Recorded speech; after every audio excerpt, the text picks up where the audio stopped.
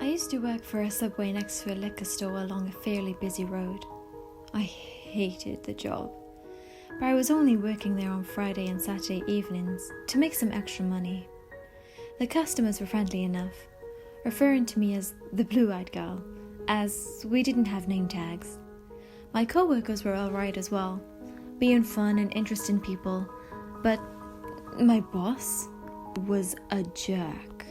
Luckily I didn't have to see him often, because he was only around during the mornings.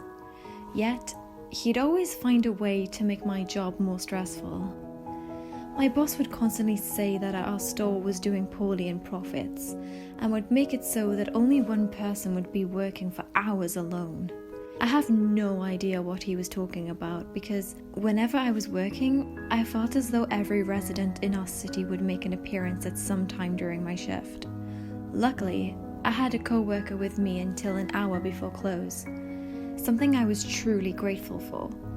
But that all changed after minimum wage went up. My boss figured he'd save the money he was losing by cutting hours even more. So instead of working with someone until 8:30 p.m. to 9 p.m., I would be alone from 6 p.m. until close, something that worried my mother and boyfriend.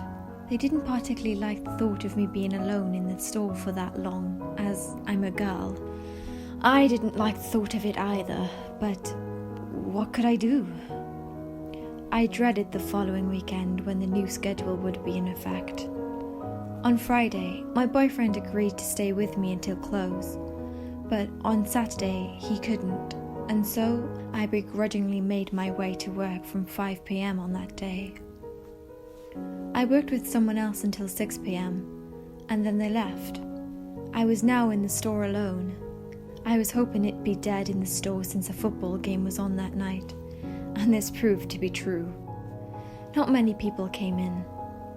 So with the spare time I had, I started cleaning things early, as I knew it would take a lot longer to get everything done without anyone else helping me, and I'd bring many empty containers to the back room to wash them, returning to the front whenever I would hear the door alarm go off, signaling that a customer had just walked in. This went on for a couple of hours, and I hated every moment of it. I was in the back around 9 p.m, trying to finish washing some things when I heard the door alarm go off. We would be closed in about half an hour, so this was the point in my shift where I truly despised getting any customers. I finished rinsing the bowl as I was washing, and then reached for a paper towel, walking to the front to greet the unwanted customer. Much to my surprise, no one was there. I didn't see any cars out front, but I looked around the store briefly before returning to the back room. Whoever it was, they must have decided they didn't want anything, not that I minded. A couple of minutes passed, and then I heard the door alarm go off again. I briskly walked to the front expecting a customer to be standing there looking at the menu. But when I got there, I did not see anyone standing ready to order. Instead, I found a man sitting on the far end of the store at the back table. He appeared dirty with scraggly hair and mud all over his pants. He tracked them in, I could see, and wasn't too happy about it, knowing that I'd have to remop the floors.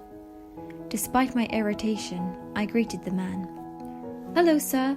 Are you waiting on someone, or are you wanting a minute to look over the menu?" He kept looking back and forth, from wall to wall, and occasionally out the window. He almost appeared disorientated, but would look at his phone every once in a while, as though he was expecting a message from someone. He was fiddling with something in his pocket, but he wouldn't take it out. Most importantly, he didn't respond to my question, and I was getting pretty annoyed. "Well, we'll be closing in 20 minutes, sir. Please keep that in mind." Again, he didn't respond, just kept looking everywhere and anywhere but toward me.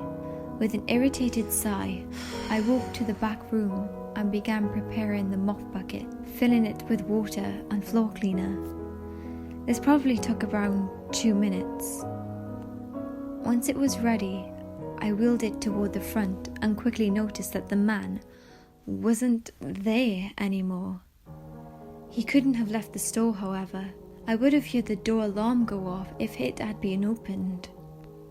I grabbed my mop and looked toward the ground, where I then noticed the set of muddy footprints leading toward the bathroom door. Great. I'll have to mop the bathroom again too. I began mopping the trail leading toward the table where the man had sat, and then all the way toward the bathroom door.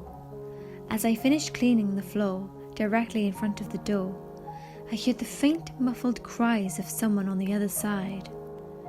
I leaned in until my ear was almost against the door itself and listened silently.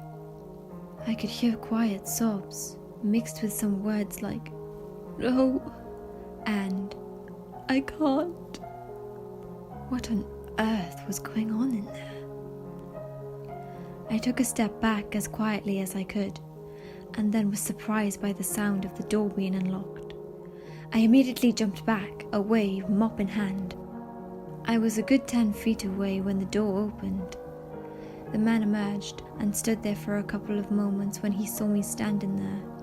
Then, for the first time, he looked me straight in the eye. This sent a chill down my spine. I held on to the mop nervously, almost defensively. His stare was blank, and yet somehow was sorrowful. He didn't say anything, and quickly walked out of the front entrance, setting off the door alarm. I turned and saw him make his way down the road, never looking back. I took a deep breath, loosening my grip on the mop, and looked back toward the bathroom door. I reached for the handle and slowly opened the door, quickly peering around inside before actually entering. When I walked inside, I found a giant muddy mess all over the floor, as though the man had been walking in circles in there. I sighed and quickly mopped up the filth and turned to leave, when I noticed the garbage can lid was on the ground beside it. I reached for it, bending over the can itself in order to retrieve it, when I happened to notice something shining inside. I could feel my face grow pale when I reached in and retrieved an opened switchblade. The only other thing in the can was a crumpled up piece of paper. I reached for it and slowly opened it. The words on it still haunt me to this day. 435 Wilson Road, brunette, blue eyes, Saturday 9 p.m, $1,200. I closed the store early that night. I didn't finish washing the dishes and didn't bother sweeping or mopping the back room. I just locked the door, put the food away, counted my drawer, and left. I quit the next day. I told my mother about what had happened, and she called the police. I gave them my description of the guy, as well as the knife and the note I had found. They thanked me for my information and told us that they'd do what they could to find the guy. My mother still freaks out about it and wouldn't let me get another job. I don't go out as often, and I feel nervous every day. I always feel as though I'm being watched or hunted. I still wonder about that note sometimes, but in all honesty, I don't want to know. Whoever wanted to hurt me, I don't want to know. I may never know anyway. One thing I do know is that I'll never work the closing shift again.